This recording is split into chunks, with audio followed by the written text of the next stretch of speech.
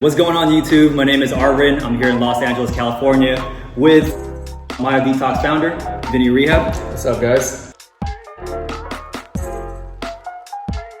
So was physical therapy your first choice? Because you mentioned in one of your videos that you were into the music industry because of your friend Michael, is that correct? Yes. Yeah, Yes. Can you tell us a little bit more about that? Yeah, I mean, there's my life story is kind of like all over the place, but like, absolutely.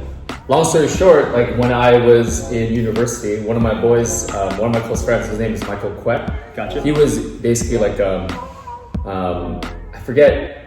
At the time, I think I was like 20 years old, I want to say, Gotcha. And he was 26. Oh wow. And then, yeah, 6 years difference. And then back then, when he was 26, I was like, yo, fam, you're old. Yeah. I'm like, you old, bro. Yeah. You know what I mean? And he was doing his master's degree, and I forget in what, but he's doing his master's degree. And then he used to love singing, so he just loved music, right? And then the funny story is, it's like he used to always hum like "We Belong Together," Mariah Carey. I heard that, yeah, all the time, right? And then one day I'm like, yo, Mike, like you always want to go karaoke, you always singing, like why don't you like come to sing? Like why don't you go do that? Right. You know, because you want to, or at least pursue it as a hobby. And he was like, nah, that ain't me. Like I want to sing, but I'm not good. Like either you're born with it or not. And I'm just like, bro, like no, like these people train. You know, exactly. You might have more of an aptitude, natural ability, but like you can make up that gap with hard work. Right. And he's like, nah. Right. I'm like, yo, bro, like I'll learn how to sing for fun. There you go. Like, you know, I'll do it with you. Like Right. we'll go and take vocal lessons together. I just wanted to prove a point. I didn't necessarily want to be doing music. Right. You know, and then so we ended up kind of figuring that situation out and then booking a session. And I actually ended up bailing on him. Ooh, okay. Yeah, I ended up bailing on him, but he ended up going. Okay. And then after he ended up going to class, he was like, "Oh man, like that's class is amazing. I learned about breath control. I learned about like adducting my vocal cords, all this stuff." And I was like, "Sick, There we go. Yeah, good, right? All right, I'm out. Like I don't need to be doing this." Right. I said long story short, but this is a long You're story. good. Yeah, this is a long story. Keep going. Yeah, and then that whole process happened, and then sadly, basically 6 months later, he ended up being diagnosed with cancer, ended up passing away, and then that was like really sad for me, obviously. And then I told myself, hey, listen, like I promised Mike to a certain degree that I would actually learn how to sing. Right. So like, why don't I just go do it? Exactly. So then I went and did it, and in that process of learning how to sing, I still can't sing that well, but like, We all can. Yeah. But I actually ended up learning a lot about my voice and how to control it and all these things. And then, in that process, I started really loving music. I always loved music because I was a dancer for all these other things that I did. Breakdancing on cardboard and like whatever it is I did in my youth. Right. And then in that process of doing music, I ended up being like, oh, like I feel like recording an album. Oh, there we go. Whoa, Yeah. So I'm just gonna do an album. And then in that process, I ended up recording an album and stuff like that, and ended up getting diagnosed with a tumor in my neck. Okay. Right. So I still haven't started. You can see it. Yeah, definitely. Okay. Yeah. So I ended up a whole year of getting tested, blood tested. They stuck a needle, I still remember, like this big in my neck to like suck out, like to see what was part of the tumor and all this stuff. Right. And then I still remember the day I went to the doctor, and he was like, hey, listen, like he's like the ENT doctor, and he was like, hey, listen, like you need to remove this thing because it's occluding like 80% or whatever, I forget the exact number of like your carotid artery. Like you're gonna stroke out, bro. Like it's not good. Right. So I'm like, all right, well, like you're the doctor. Like just take that thing out. Exactly. And then he says, okay, cool. I'll do the arrangements, whatever. And then 1 week before that situation, he was like, hey, bro, like I want. He didn't say bro actually. No. He's like, hey, Vin. Right. Just to let you know, like this nerve might be on your vagus nerve. It might be your vagus nerve. You're gonna have all these issues, you know what I mean? With breathing, with talking, with your heart. The right side's gonna take over, but your left vocal cord's probably gonna end up being, paralyzed. Right. But it's not. And it's so funny because he actually said this, but it's not like he's saying or anything, right? Right. He actually said this, and I was like, actually, I kind of do, and he was like, cool. Like he didn't really know. Yeah, what to he say, didn't know. you know what I mean? Exactly. So Yeah, and I still remember leaving his office and standing on the side of the street and bawling my eyes out. And it was like, in Canada, there's this thing called Tim Hortons, Okay. which is our equivalent of like Dunkin' Donuts. Right, or whatever. right. I'm literally standing in front of Tim Hortons. I'm like bawling my eyes out. I'm like, yo, either I like lose my voice basically, or I die. Right. You know? And in that moment, I think that like it was actually in retrospect, obviously I didn't die and I can still speak. Right. But that was one of the defining moments in my life where I was like, yo, like after this, like there's nothing that scares me anymore, Absolutely. right? And it's like, yo, someone's telling you you're gonna lose your voice and you're gonna die, all these things. It's like, cool. Like, and even creating Mild Detox and like people in the industry don't like me or whatever. Right. But like I was gonna die, bro. Yeah. I'm alive. I don't care. Yeah. I don't care. I just want to help people, and that's what I want to do. Absolutely. Anyways, so they pushed me. Okay. Surgery. They pushed me on the cart, I guess, right? So they're pushing me, and you know, like in movies, you see like the lights. The lights, yeah, exactly. Yeah, the lights. Yeah, bright lights, yeah. Yeah, bright lights, and I'm there like, oh my god, and literally my whole life flashed before me. Right. Right, because I have to sign all these papers, like, yo, they can kill you, they can, you know, all these things. And Yeah. it's just like, okay, cool. Like, Yeah. do your thing. Do it, yeah, do it, Right? do it, yeah. And then I remember like speaking to, I was like, yo, I'm Christian. So I was like, yo, Jesus, God, whoever is up there. Right. Right. If you think for a minute that I deserve to keep my voice and, you know, like just don't take my voice away. Right. And if you don't take my voice away, I'm going to go hard and like go hard to like spread whatever it is that I'm trying, like good energy to the world through my voice. Right. Right. Push start, blah, blah, open up. They open me up. I remember waking up and I remember saying "mẹ," which is mom in Vietnamese, Okay. right? Because I saw my mom and I'm like, hey, What are you doing here, right? yeah, what are you doing here? But I was like, you know, like all wired up. But I was like, oh, I can speak. Okay. In that moment, I was like, yes. Yeah, for sure. Right? And it turned out that it was on like just like a superficial nerve that controlled like my eyelid. So that, and if you look at like my, everything's like a little bit smaller in there, Right. like my iris and stuff like that. And also I don't sweat from the left side of my head. Oh, okay. Yeah, so like I'll be working out and literally I'll be the drenched right on one side, side, yeah. and it's like the left No, side's like don't still try. sticking up.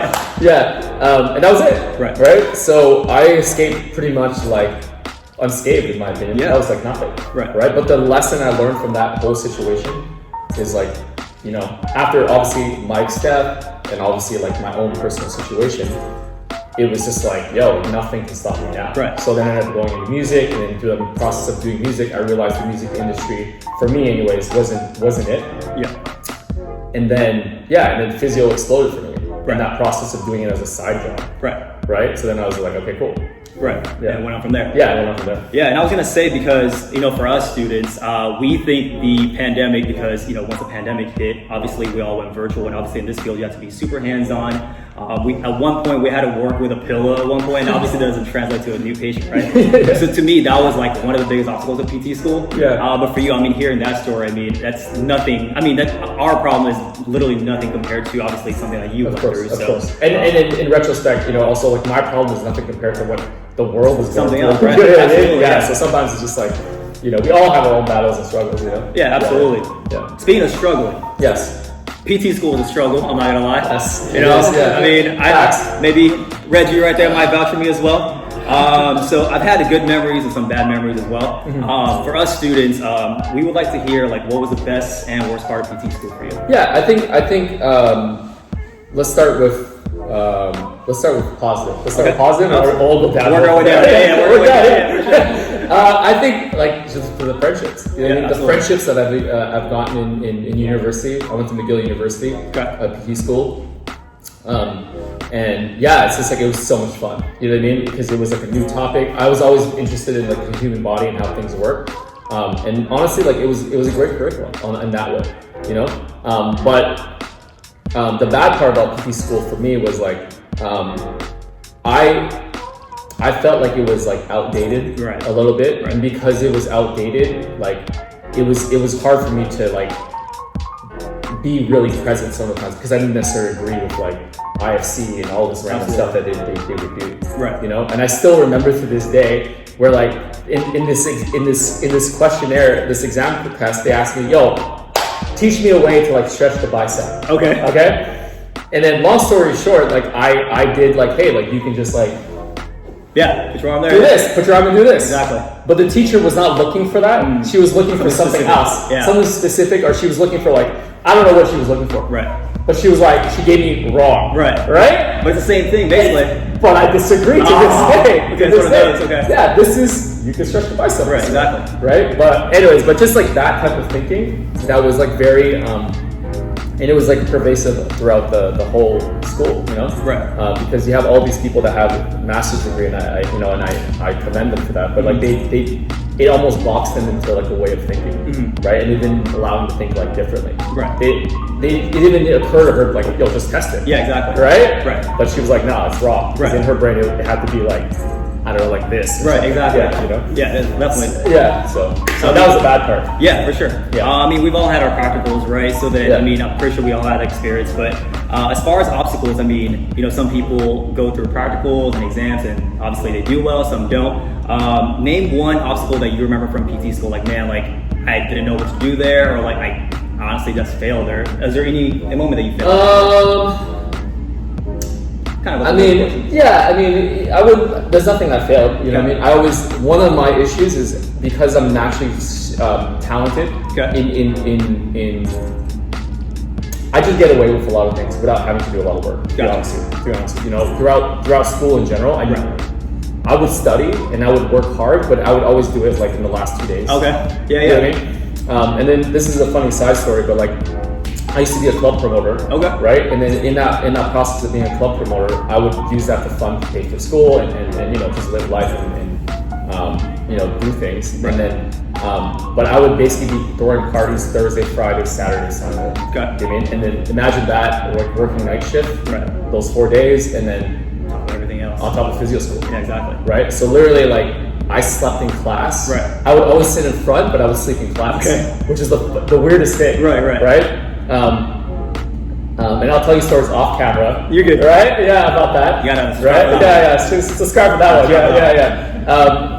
But it's so funny to the point where at the end of the year, at the end of my PT degree, they presented me with a pillow. Ooh, okay. Yeah, because it's like they most know. in class. Yeah, they Yeah, just got most to in that. class. Yeah. Oh, man. Yeah, but I would still like do really well, and then these teachers hated me. Yeah. Right, because I'm the guy sleeping in class, and I remember sometimes they would like wake me up, Right. and they'd be like, "What's the answer to this?" And I'd be like, "It's this." Right, exactly. All right, I see. Right, exactly. Like I literally would be like this, right? Because I was just so tired from working so much. Right. And it's not because I wanted to disrespect them. It was just like, yo, like bro, like I'm trying to do everything. Yeah. Multitask at the same time. Yeah, absolutely. Yeah, and I would literally, like, this is a funny story, no one knows this, but I would have cue cards, and I would, like, go like, yo, Arvin, yo, bro, you having a good time? Yo, take a shot. Right. You take a shot. I'm like, yo, I'll be right back. Okay. And I'd be like, yo, I gotta go take care of this other person. Right. And I would go in a corner or go in the office, and I would just, like, read my cue cards and go, okay, like radial, ulnar, Right. deviation. Like, I'm just like, learning everything on the back end. Right. And then I would walk around the club thinking about physio stuff. That's a good way to Right? say it. Yeah, totally. And I would actually study a lot during those times. Okay. While I'm working. Right.